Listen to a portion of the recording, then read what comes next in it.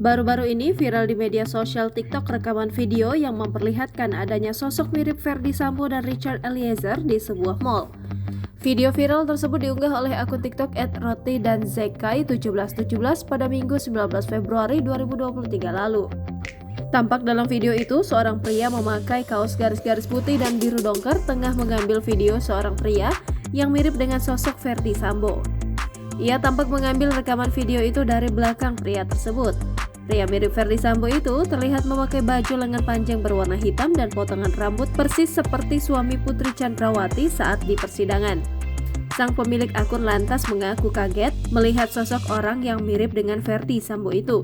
Ia juga melontarkan lelucon dengan mengatakan sang terpidana Sambo baru saja divonis namun sudah berada di mall.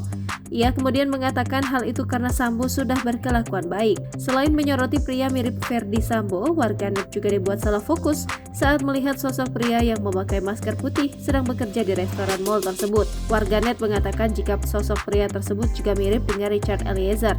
Rekaman video ini sontak menjadi viral dan menuai beragam komentar dari warganet.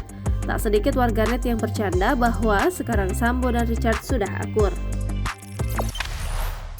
Jangan lupa subscribe, share, komen, dan like ya!